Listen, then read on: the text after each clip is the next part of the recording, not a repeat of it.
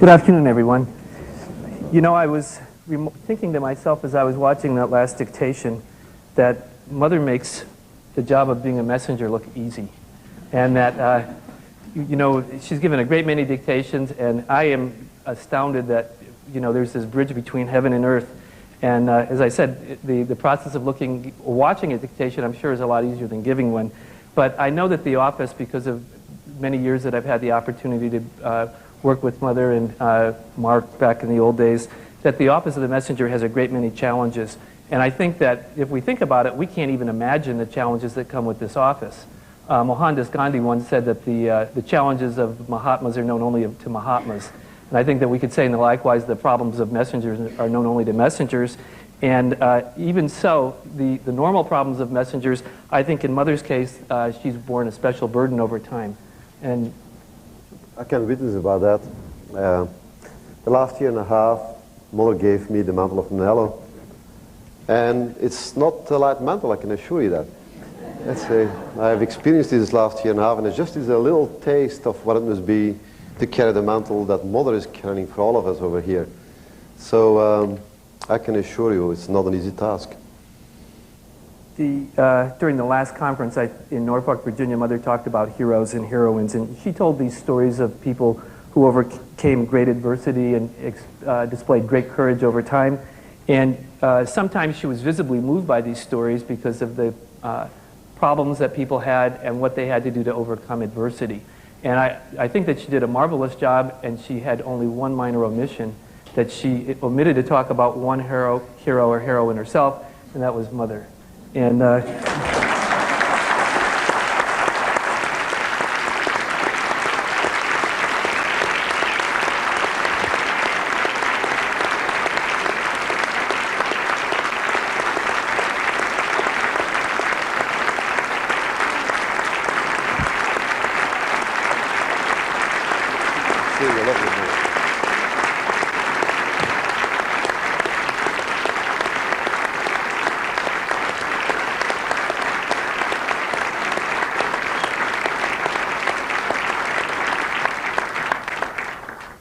Thank you very much, everyone. Thank you.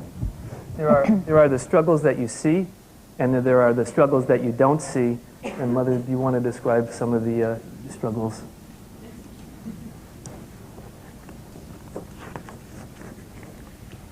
I would like to preface my comments to you with a quote from the Apostle Paul. In his second letter to the Corinthians, Paul tells us of the visions and revelations he has received from his Lord Jesus. Then he says, and I quote from the Jerusalem Bible, "In view of the extraordinary nature of these revelations, to stop me from getting too proud, I was given a thorn in the flesh," Paul says, "an angel of Satan to beat me and stop me from getting too proud." He says, "About this thing I have pleaded with the Lord 3 times for it to leave me. But he has said, 'My grace is enough for you. My power is at its best in weakness.' So I shall be very happy to make my weaknesses my special boast, so that the power of Christ may stay over me." Paul continues, "And that is why I am quite content with my weaknesses, and with insults, hardships, persecutions, and the agonies I go through for Christ's sake. For it is when I am weak that I am strong." Bible commentators have long speculated on what Paul's thorn in the flesh could be. Many say it was an illness or physical disability. In reality, we all have our thorn in the flesh that we have been given to bear in this life. It keeps us humble, and it helps challenge us to rise to new levels of self-mastery. I want to tell you about a kind of thorn in the flesh that God has given me to bear, although I do not really see it that way at all. In fact, I do not see it as a burden at all, except when it prevents me from serving God to the fullest. When I was 9 years old, I began to have what were called blackouts. I never fell down. I would simply black out. Apart from children in my classmates, when I was in the 3rd grade, and for a few seconds when this would happen, I really didn't take note of the situation. At that time, they called my condition petit mal epilepsy. Today, these are known as absence seizures. At that point, I didn't take any medication for my condition because I did not feel normal when I took the medication. My parents could not convince me to take it. In 1988, I had the first of several grand mal seizures. After the onset of these seizures, the blackouts got worse. Now, first of all, I want to say to every one of you that I don't want you to feel sorry for me, because God has blessed me infinitely. There is nothing to feel sorry about. God has given me this condition for a profound reason, and for what reason that is, I am joyously accepting of it. Every condition or situation that comes our way bears a message and a messenger. It brings with it a lesson we must learn, or a special grace whereby we may bear world karma. God gave me this opportunity, and I believe I can better hold the balance for the world by carrying world karma through this means. Apart from this condition, by God's grace, I have been endowed with a strong body, a strong mind, and a strong spirit.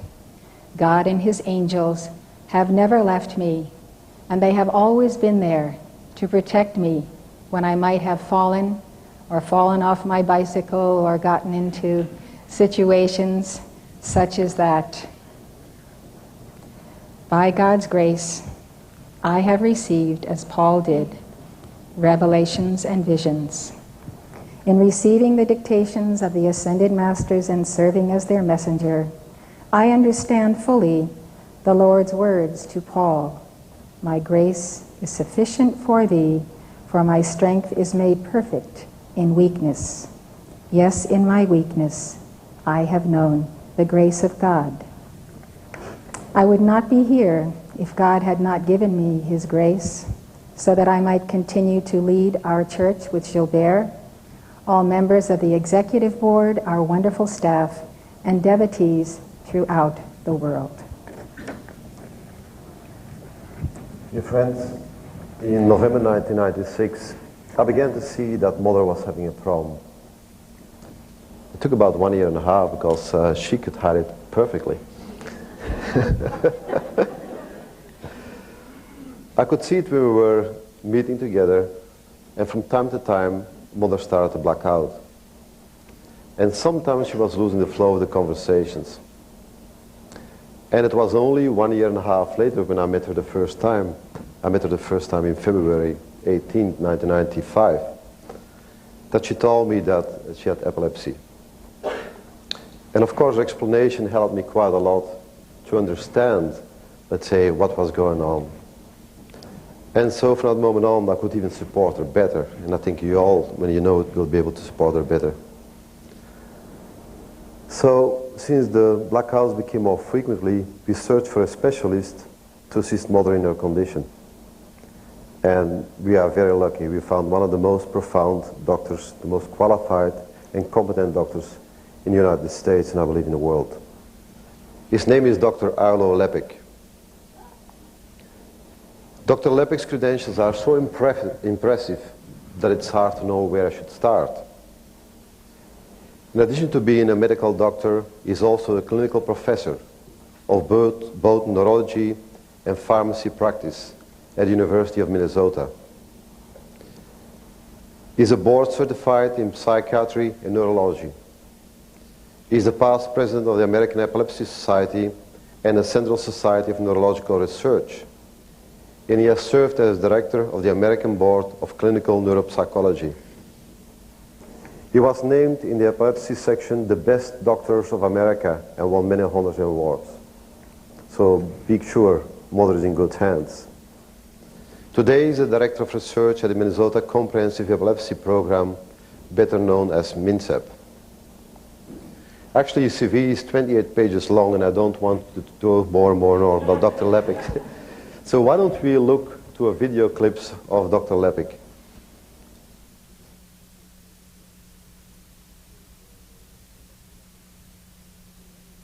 My background is fairly extensive. I have studied epilepsy and treated epilepsy for about 30 years of my life. I'm sort of unusual in a sense that I was one of the first doctors to recognize that epilepsy could be a specialty unto itself. When I was training, people were generally neurologists, but I actually did 2 extra years in epilepsy, so that when I joined the faculty of the University of Minnesota 21 years ago, I was actually joining as a specialist in epilepsy, even though my main classification was neurologist. And so for the last 25 years, I've been working on doing research in epilepsy and taking care of patients with epilepsy, and writing books about epilepsy, and mostly working on new ways of treating patients with epilepsy with new medications. We have a nationwide referral system, and because of our reputation, we do get a number of recommendations for people to come visit us based on the severity or the unusual nature of their problem. So I first saw Elizabeth Prophet in 1997. We did a series of tests, including electroencephalograms, and we also routinely, because some people with epilepsy have difficulty with memory, we also did a standard set of memory tests. Elizabeth Prophet has a type of epilepsy that affects about 10% of people with epilepsy, and it is an epilepsy that is characterized by generalized tonic-clonic seizures, or what we used to call grand mal seizures, and also absence or petit mal seizures. We don't know the precise cause of this type of epilepsy, but we do know that it seems to affect the biochemistry of the brain as a whole. It makes the whole brain a little more excitable than the average person.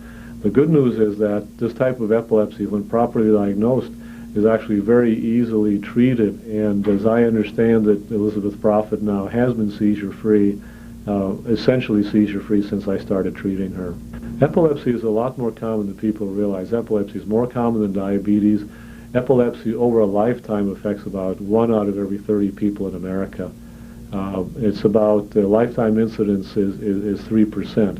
At any given time, about 1% of people in the United States have epilepsy ongoing. The reason the numbers are different is because some people do outgrow their epilepsy, and so they don't have epilepsy throughout their whole life.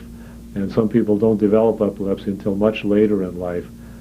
So the overall incidence and prevalence make epilepsy the most common neurological disorder in the United States, affecting people of all age groups. There are some very interesting things that happen to people with epilepsy, and a lot has been made of very unusual things that happen.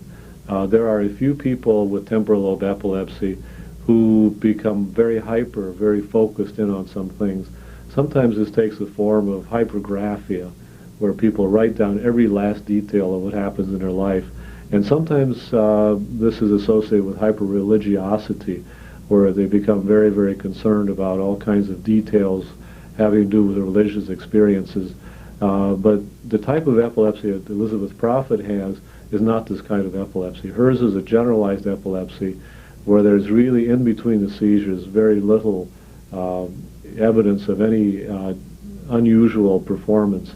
People with generalized epilepsy very frequently are perfectly normal in between the seizures and do not have any unusual thought processes or any other unusual phenomenon. Elizabeth Prophet's religious experiences, in my opinion, have nothing to do with her epilepsy. Epilepsy is quite common, and throughout history there have been a lot of famous, productive people who have had epilepsy.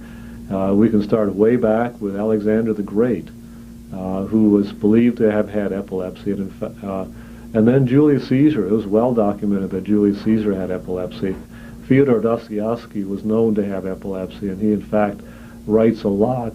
His characters in many of his books have epilepsy, and he relates how they felt before their seizures and after their seizures. very dramatically in some of his characters. Alfred Nobel, the fellow who founded the Nobel Prize, was known to have had epilepsy. But at this present time, Elizabeth Prophet's seizures are not in any way impairing her ability to function.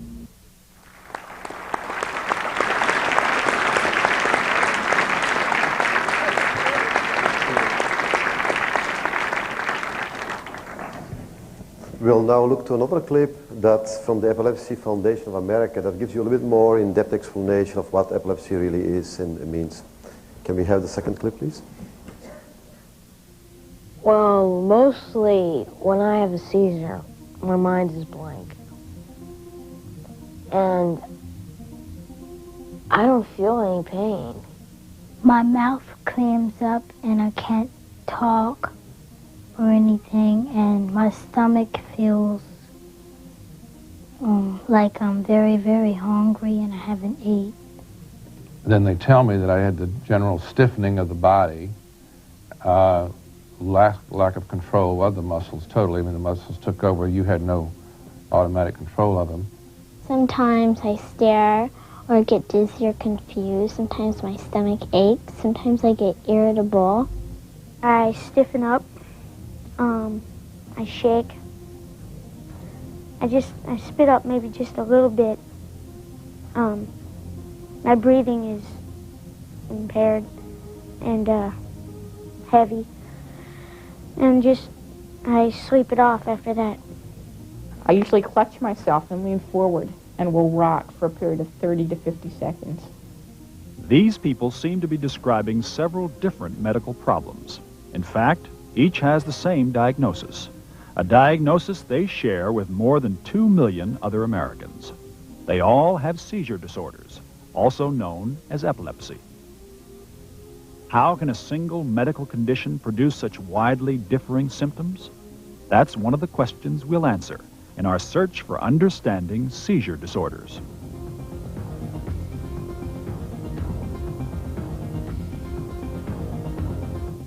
Epilepsy indicates that a person has seizures that are not due to some easily remedied cause, and that those seizures tend to recur over time and tend to recur in a usually unpredictable fashion. Beyond that shared definition, epilepsy takes on many, many forms and aspects. So our search for understanding begins with a look into the human brain. It weighs only about 3 pounds, and is about the size of a grapefruit. But packed inside this mass of tissue are billions of nerve cells. These cells are in constant communication through chemical or electrical impulses. But sometimes a few cells don't work properly. They misfire, creating a brief disturbance in the body's communication center. What we know is that certain kinds of seizures seem to affect the brain as a whole at the very start of the seizure, and other types of seizures seem to begin in one part of the brain and then either stay in that part of the brain or spread. So that in a general sense, we've divided seizures in those two kinds, generalized seizures and what we call partial seizures, really meaning starting in one part of the brain. In a generalized tonic-clonic or grand mal seizure, the electrical disturbance swamps the whole brain all at once. Then it would just very gently ease off, and I'd be out for a while and then just gradually come to. And be, of course, very weak, because when your muscles are used that heavily for that short a period of time, it's exhausting to anybody, whether you're running or whether you're having a seizure, you know. Sometimes the brain disturbance lasts only a few seconds. Then you get a different kind of generalized seizure. Now, when only a part of the brain is affected and the electrical disturbance does not spread throughout the brain, you get partial seizures. In fact, there are so many types of seizure disorders precisely because the brain sends commands to the entire central nervous system. It should not be surprising to anyone that there can be a wide variety of seizure types. If you think about what the brain does in its normal functioning, we have to understand that in the face of a seizure where the brain is firing out of control, that it can do anything that it can do normally. So it can make a hand move as part of a seizure. It can make a leg move as part of a seizure. It can make a funny feeling as a part of a seizure. It can change how you concentrate as part of a seizure. Anything that the brain can do normally, it can do abnormally in the form of a seizure. Some people have just one kind of seizure. Others, more than one kind. I have several types of seizures. Primarily grand mal. I've also had focal and partial seizures. I've gotten control of them by me and the doctors and my mom and my parents upgrading the medicine to a point where it completely stopped the seizures. Jeremy has mixed seizures, which have been more difficult to treat. And Jeremy's form of absence is some staring, some blinking, and some stuttering. And that's about it. And we get a kind of funny fish-like motion with his mouth, that type of thing. He also has something called complex partial, and he also has atonic seizures, which are drop attacks.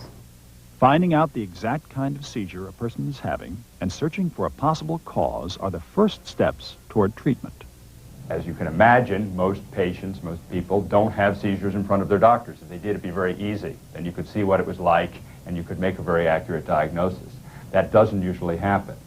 So therefore, it is very important to get the patient's history of what they perceived, either as a warning or during the seizure. Then very typically an EEG or an electroencephalogram is done. That's a recording of the brain waves. Your brain cells give off electrical impulses, which can be picked up through wires pasted to your head. There are very specific electrical signals for very specific kinds of seizures. Those give us clues as to what the cause of a patient's seizures might be and what we might be able to do to help treat the seizures. Brain imaging is sometimes used to show if a scar or malformation in the brain is causing seizures. Blood tests are run to see if the chemistry is out of balance. The doctor will ask about other family members who may have had seizures. Sometimes the history and tests point to a specific cause for a person's seizures. For example, some patients' seizures may be related to birth trauma or to other kinds of trauma or injury. Some patients may be related to strokes or to tumors or to infections. But very frequently, there is no one cause that we find. Not knowing the cause usually indicates a better prognosis, usually predicts a better outcome than when the cause of the epilepsy is due to a known brain disease. Nobody has been able to tell me exactly why, and for the most part, I don't think they know. You know, they're just not really quite sure. I mean, one person said one thing, but it doesn't really make any difference. I have it, so that's what counts.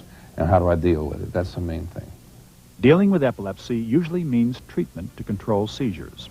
Dealing with other aspects is sometimes more difficult. Some people are misinformed about epilepsy. They may think it's a mental illness or even contagious. Epilepsy is not contagious. We're not dealing with an infectious disease here. By and large, seizures do not lead to mental retardation or mental handicap or brain abnormalities. I think there's a lot of irrational thinking about what someone with epilepsy must be like and how well they can function.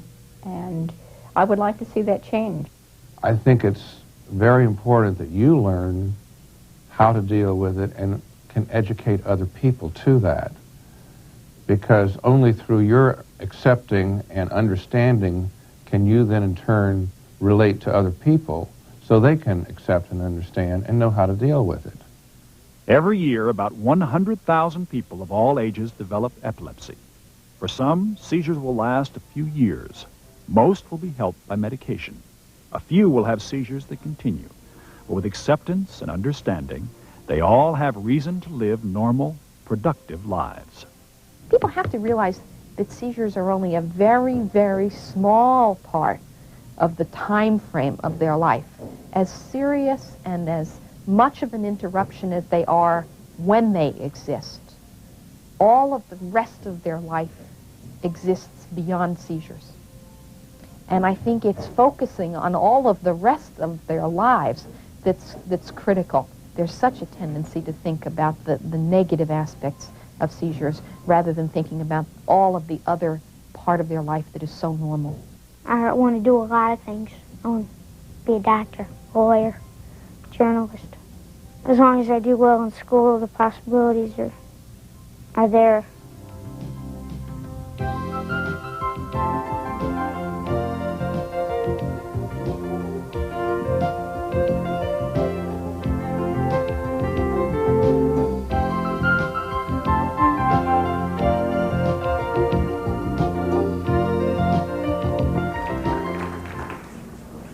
Lights are right there. I'd like to tell you a little story about Mother that you might get a chuckle out of. Yeah, we'll tell all of our secrets right now.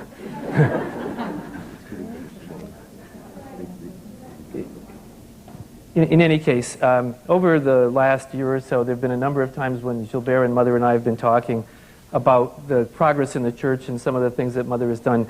And Mother says, I do nothing. And I suppose, in the strict Taoist sense of the word, that this is true. I think you're probably all familiar with the perfect Taoist man. He says, I do nothing. The Tao, as you know, is this infinite, undefinable, unknowable principle that animates life. And it's actually very much like Ein Sof in a way, in the sense that it's the unknowable that represents the divine nothing. In any case, for the perfect Taoist man, and I'm sure this applies to the perfect Taoist woman as well, that they do without doing and they do nothing. And so, in the strict Taoist sense of the word, I agree when Mother says, I do nothing. In any other context, I'm not really so sure. So what I'd like to do is to share some of the nothing that Mother has done over the years. And most of it since Mark ascended, and of course before Mark ascended, Mark and Mother together did a lot of nothing. But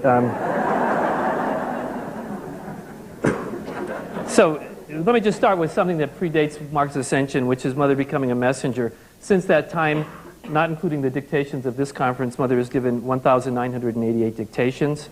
She has published 685 audio tape albums, lectured in over 100 cities in the United States and Canada, and lectured or held seminars and given dictations in Europe, Mexico, Australia, the Philippines, India, the British Isles, and in Africa, Ghana, and Liberia. For those of you who are big number buffs, she's held 96 quarterly conferences since 1973. And published more than 50 books, including The Lost Years of Jesus, The Lost Teachings of Jesus, Reincarnation, The Missing Link in Christianity, Saint Germain on Alchemy, Studies in the Human Aura, Kabbalah, Key to Your Inner Power. She has conducted many sessions of Summit University, lots and lots of weekend seminars, we couldn't count those, and touched many, many, many hearts. In her spare time, Mother built a movement from a small organization with a headquarters and a handful of groups into a sprawling international multi-ethnic organization that celebrates the mystical paths of all the world's major religions, and did a great many other things that I'm not going to list right now because we would be here as long as we would be reading Dr. Leppik's CV. And she did this, I can tell you from personal observation, at some personal sacrifice. For example, I know that she did not spend as much time with her family as she would like to have, and that this was a painful choice, but I have seen that she has often chosen service to God and man over the joys and comforts of home and family. If I keep going on with all of Mother's accomplishments and all of the other nothing that she did, it will sound like I'm coming here to bury Caesar rather than praise her. And all of the things that Mother does, it sounds easy. Mother writes a book, Mother gives a dictation, Mother goes to Rio for a book signing, but I can assure you that that was not always the case. Before Mother went and saw Dr. Leppik, she would often suffer from a string of blackouts, as she has mentioned, and sometimes these petty mal seizures would gather together and border on a grand mal seizure, but not actually achieve that. And that this created quite a number of dramatic episodes in Mother's life, and I think I'll just relate one because it illustrates something that we can all learn from and grow from. And that is a situation when Mother was scheduled to be on a morning program on CNN, and which was going to be broadcast around the nation, and I think it was around the world as well. In any case, she'd left her home in Red Bank, New Jersey, where she grew up, and she was on a train with her daughter Tatiana, and was on the way to the studio in New York City, and she was blacking out. And as many of you know, Mother has a lot of willpower, but I ask you a question: what would you do if you were blacking out and progressively losing consciousness? I don't know about you, but most of us would probably cancel. After all, this was a panel program, and she wasn't the only guest on the program. But if you are Mother, you fight through the problem, you arrive at the studio, you sit down in your chair, and you give a great interview on CNN. Mother was just saying before we went on here that she sat down And all of a sudden the moderator turned to her and said, well, Elizabeth, what do you think about this? And she was on live. And in similar cases, I have seen her before many a lecture or dictation fighting to come out and to be an instrument for the Great White Brotherhood. There were some times when she had to reschedule or she was late that were not related to the spiritual readiness of the congregation, where Mother was simply struggling to get it together, to develop a focus so that she could come out here and do the work that El Moria or various other other ascended masters wanted her to. I think that if you think about it, her epilepsy is affected in her in other ways. For example, Mother does not drive, and other people must drive her, and so on. I want to mention that when I was discussing the broad outline of what I was going to say about Mother, she said something to me, and she said, I want you to be sure to mention that God is in all of this. And I told her, don't worry, I assure you that there is no question in my mind that God is in all of this, because the struggles that sometimes she's had in order to carry out her work for the Brotherhood. And so I told her that I was going to mention that it took a lot of strength and courage for her to get up and talk about the epilepsy. And I just want to make one point that was something that we learned from Dr. Leppik. Epilepsy is a very common neurological disorder, and I think that you would be surprised to learn some of the names of the celebrities who have it, but have not come forward to talk about it. Because in our day and age, epilepsy is still an unmentionable condition. People just don't want to do it. I saw a program on television not long ago.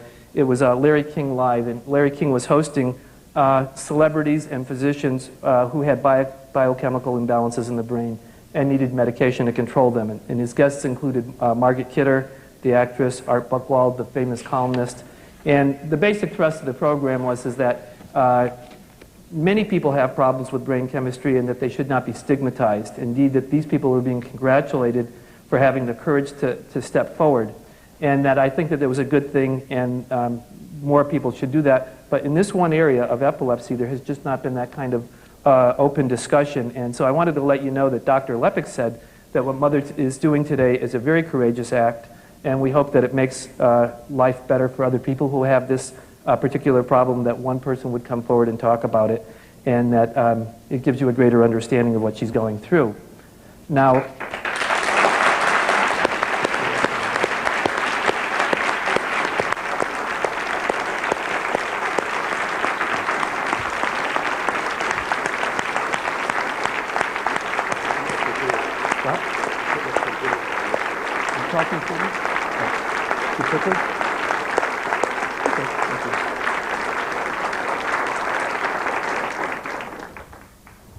you know, statistics never really tell anything about a person.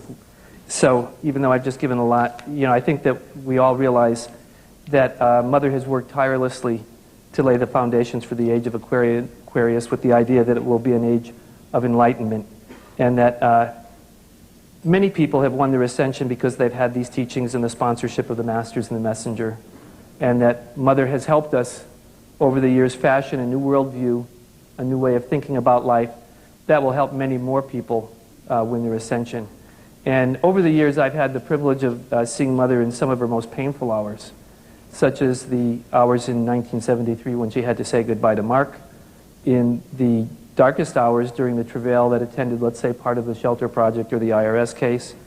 And likewise, I have seen her in some of her happiest moments, such as the moments of joyous expectation when I had the opportunity to drive her and Edward to the hospital prior to the birth of her son, and those transcendentally happy moments following his birth.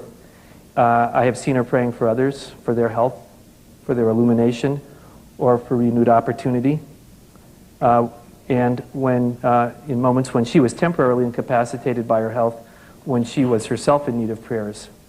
But in all of these moments, good or bad, or of no particular consequence, I have never seen her without three particular qualities. One, a profound love for God and man. Two, a deep and abiding care for the mission that she has taken on for Saint Germain and so many other ascended masters. And the one which I think is the most important, which is an indomitable will to fight for life, for you, for me, for all of us. And if that is nothing, I think that is a worthy and visible testimony to the unknowable and the incomprehensible God that we are all becoming more of every day. So,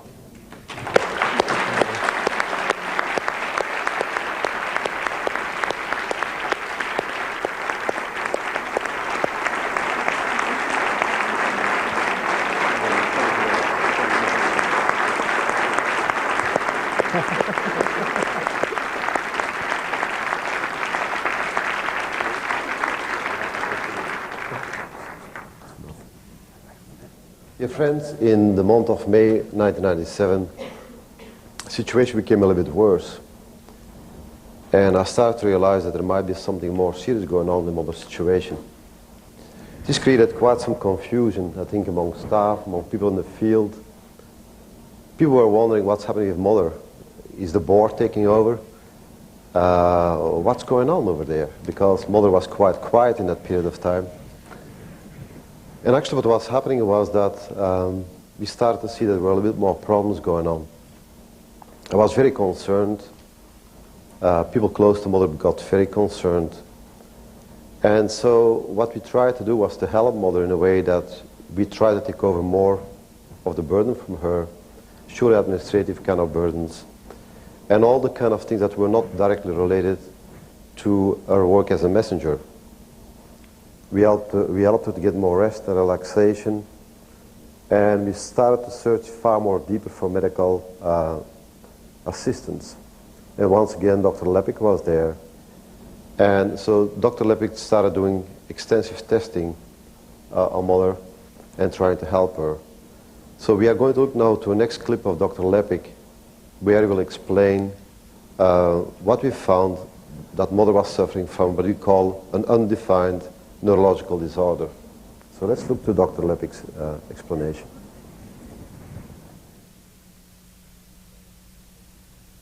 We did a series of tests on Elizabeth Prophet, and these are fairly standard things that we do because we've learned over time that some people with epilepsy have changes in how their mind functions. As a general process of evaluating somebody with epilepsy, we do a series of tests which are called neuropsychological tests. These are tests that test how the mind works and how the brain functions, and these are detected mostly to see whether we can find areas of the brain that don't work the way they should. When we did these tests on Elizabeth Prophet, we found that for some reason we don't yet fully understand, she has developed some major difficulties with some areas of brain functioning. These include ability to learn new information, ability to remember clearly facts in great detail. Generally, medicine divides things into organic or psychogenic. Organic meaning there's something wrong with the motors or the machinery of the brain, and psychotic or psychiatric being an emotional cause of. This is definitely not emotional. She's very stable emotionally. We've done testing. We've had our neuropsychiatrist evaluate her. And so it is organic in the sense that there's something with the machinery of the brain that isn't working correctly. Now, whether the machinery has been damaged or whether the machinery is just being slowed down, normal machinery but some kind of bad quality oil slowing down the machinery or bad gasoline making it work improperly, or whether there's really some damage to the pistons and cylinders. It's hard to know at this point in time. I'm hoping it's really the former. I'm hoping that it's just really bad gasoline that's been causing the motor to malfunction, and that as we get the fuel mixture readjusted so that the brain cells do get the proper nutrition, we're hoping that this will stabilize. Her situation, in my experience, is fairly unique in the sense that we have not been able to identify it as some of the other causes of difficulty with brain functioning. I had her see a specialized in Alzheimer's disease. Dr. David Knopfman at the University of Minnesota, who's a colleague of mine, he did not feel that she had Alzheimer's. At the present time, she has an undiagnosed neurological condition. Now, this condition is characterized by a difficulty in learning new material, recalling accurately past events of the last 4 or 5 years. This condition, because it's presently undiagnosed, may stay the same, may improve, or may possibly get worse over time. Dear friends, despite this condition, with adequate support, mother can function her capacity as a messenger and spiritual leader as a church. And I think you all got the proofs about that in the July conference, in the fall conference, and now as well. Our messenger is still there. And by God's grace, let's say, how the masters do it, we don't know, but she is our real messenger. This is even a more proof than we ever can get how our dear mother is our messenger for the community, for the White Brotherhood. So I think this is a testimony of her will and love for mankind, because I've never seen a person in my life with such a determination. She is there, she wants to be there, and she's going to deliver, and you can see the momentum going up. The week before the conference, Mother is really ready. She's getting pepped up, and she's there. She wants to deliver, she wants to be there for you. And it's marvelous to see what's going on over there. So it's really a blessing that she's there. She must have, as a young child, has this incredible kind of determination that she wants to leave a legacy for this organization and for the world. And she's doing it. And despite all her conditions, there she is again. So.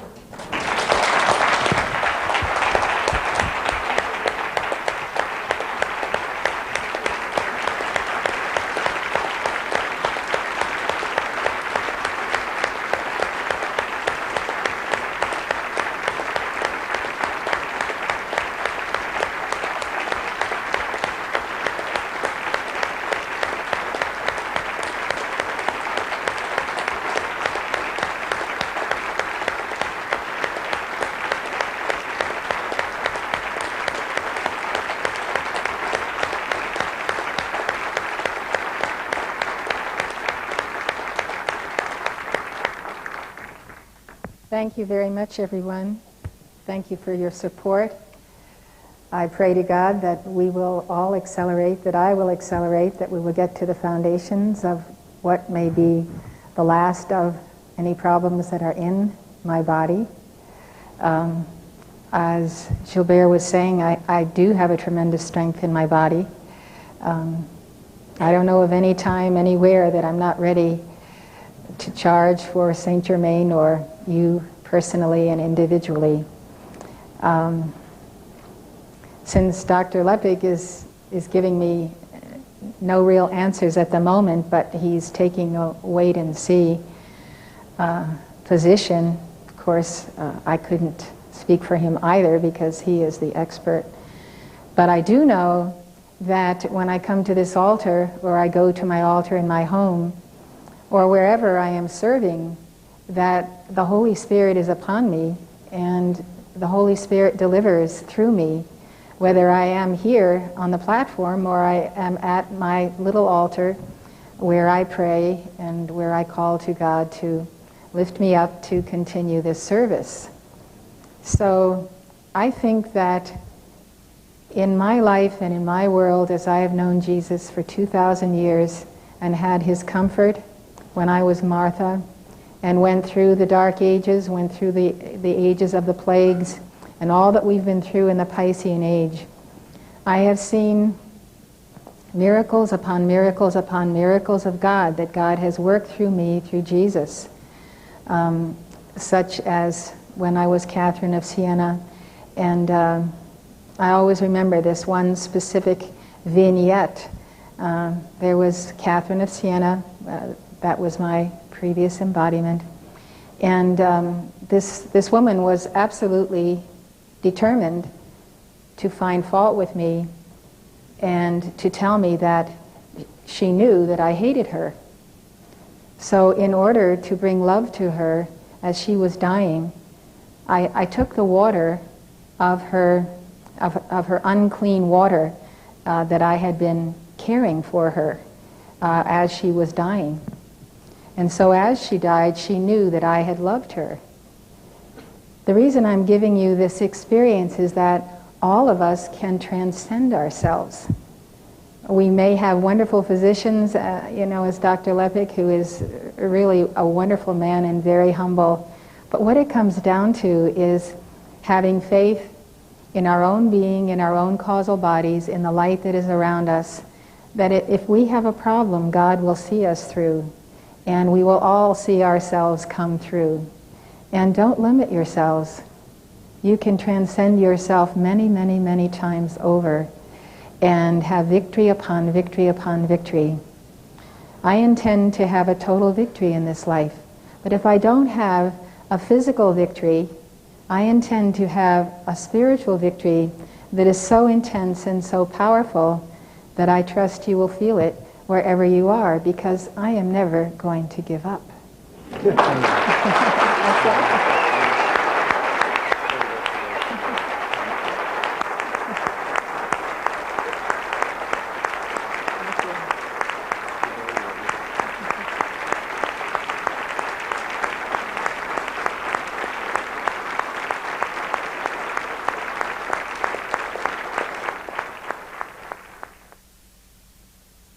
You know, it's an honor and it's a privilege for me to be on this platform today.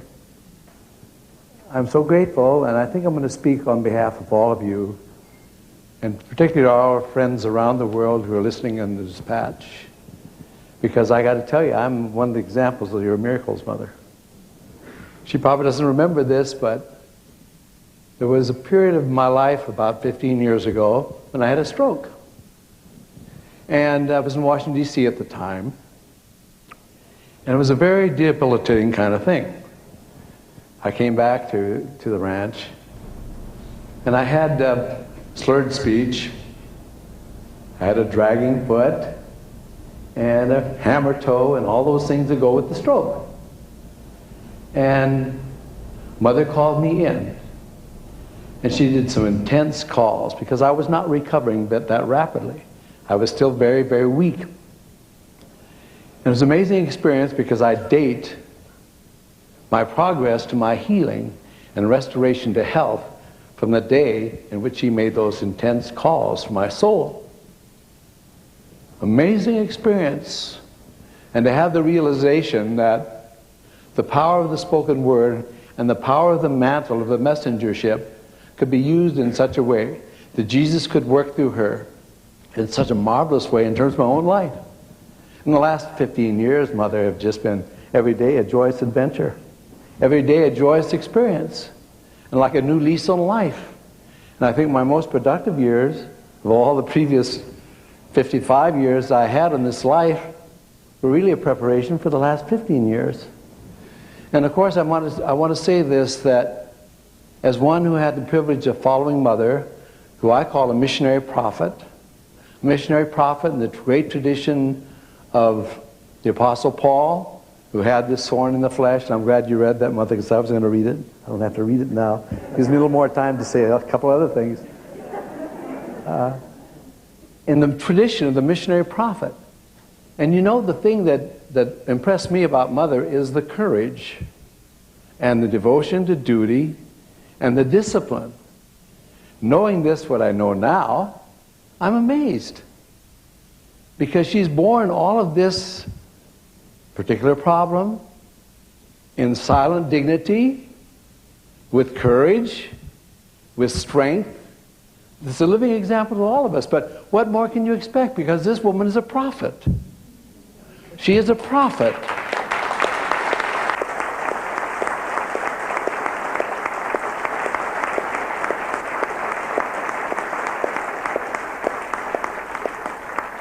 Moses, the great lawgiver, prophet of the Old Testament, he had his thorn in the flesh too. He had problems speaking. He stammered and stuttered. And God finally got Aaron to help him out a bit. But look at the great, great men and women of history that have had, quotes, a thorn in the flesh. And I would simply want to say this, that from my experience of being on this path for some 20 years, I rejoiced when I found it. You all felt the same kind of feelings I felt when I found this path. I've been a Lutheran minister for 17 years and a liberal Unitarian minister for another 2 or 3 years. And the dry husk of orthodoxy did not satisfy the deep hungry needs of my soul. I was looking for a living teacher, and I found my living teacher. I found my guru with the mantle from Padmasambhava, the great Buddhist prophet who I love deeply. And I was there at the time that Padmasambhava conferred the mantle of guru on Mother. It was such a joyous day, Only Love, Mother, you remember. I remember I even wrote a poem to her called Only Love. And I just got to tell you this, that this woman to me is a supreme emblem of the Divine Mother in action. I've felt the close tie. She's been with me in the deep, dark moments of my life. When I was out stumping on the road and I had the privilege of following Mother on the road. She was always there. I could call her any time and she'd make a call. She'd make a call and we could feel the light, we could feel the release of energy. And any of you who've ever stumped, you know what that means. To be able to be there in the field and suddenly handling megatons of energy, and all of a sudden you're in contact with Mother, and on the phone you hear this very fast-paced, high-moving call that brings down all the hosts of heaven, and suddenly the energy and the burden is lifted. So I just want to make this testimony to Mother today that in my eyes, she's greater than she's ever been, because you have endured, and you do have the mantle of the Christ. The mantle is there. Where else would we go, Mother? Because you have the word of life. And that's why we love you. We love you, we love you, we love you. From the very deeps of our soul, we love you, Mother. God bless you, Mother. You're such a good heart. We love you. God bless you.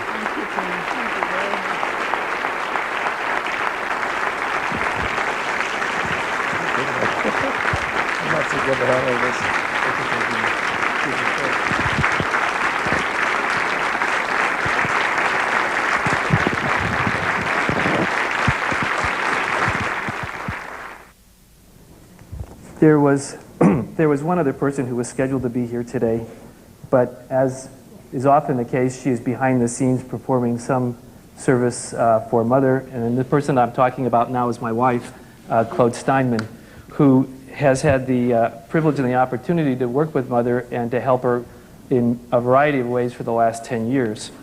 And during this period of time, Claude has worked with Mother when she's had some of her problems of her blackouts or some of her other problems, and that in some respects she's like a rapid response team. If something happens, Claude moves into service to try to help out a little bit. And that, but more to the point, she's been there for many of the day-to-day struggles that Mother has had, and Mother and Claude kind of are a team that function together to see to it that Mother gets to and is able to be victorious in each one of her various different public appearances or challenges that she carries out.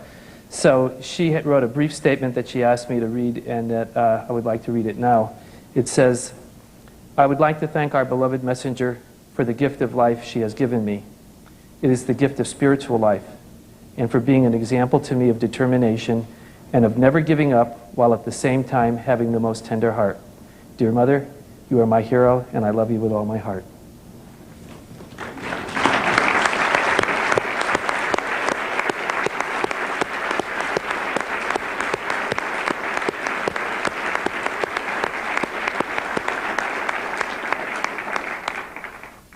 Whatever your situation is going to be in the future, it will be better, the same or worse. I will be always there for you. Oh, it's going to be better. I know it.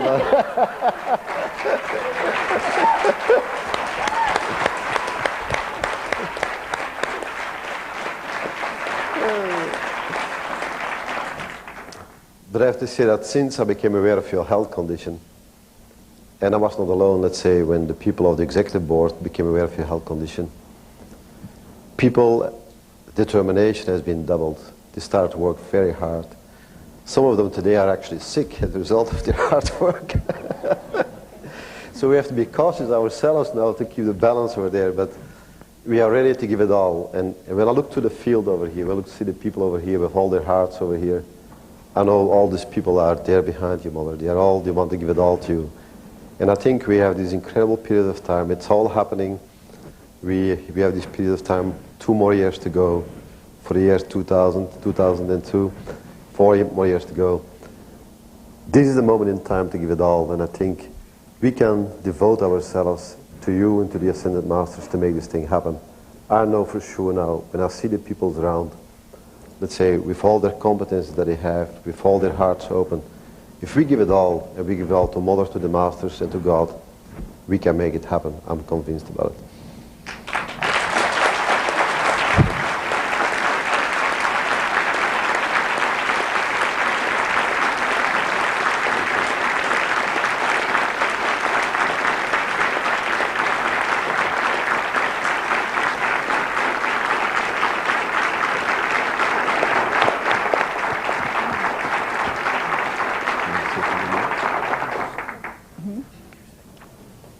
My beloved friends, I do want you to know that I am here to serve you.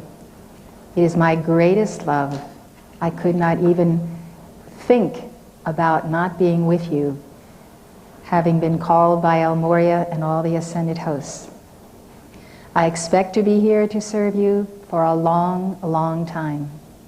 I will never accept that I will be an invalid, that I will be half here or half in some other world. I will be on earth as long as God puts me here. Because I love you, and because I know, with my heart one with your heart, I can lift you up through the Holy Spirit and many gifts that God has given me. In order to be sure that I am here for the long haul, I need to pace myself. I need to dedicate myself to the most important things God has called me to do as your messenger. The Masters have said that my mission is to preach, to teach, to write, and to heal, and that is what I will continue to do. The day-to-day details of running this organization belong to the executive board and my beloved staff. I am and will be actively involved in setting the direction of our movement and in tutoring your souls. As my health condition illustrates, I am a person that, like you, strives within my physical limitations to do my best. And like you, I live and learn and grow day by day. If along the way I have knowingly or unknowingly done or said anything to hurt anyone, I ask your forgiveness, as this is the first day of the year.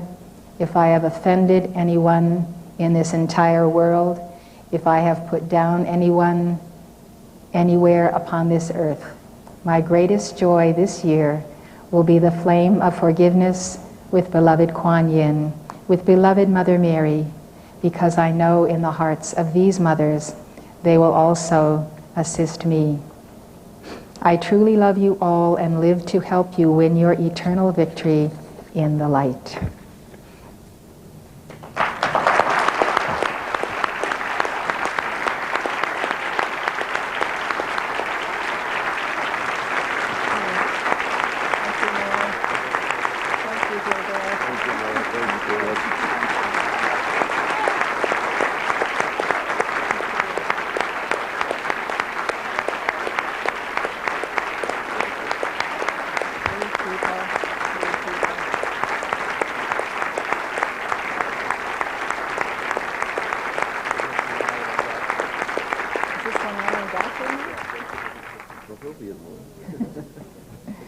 My goodness, those are beautiful. These are from the beloved staff and from Jose, and they are ruby roses from the heart of Jesus. Oh, they're beautiful. Just so beautiful. Thank you.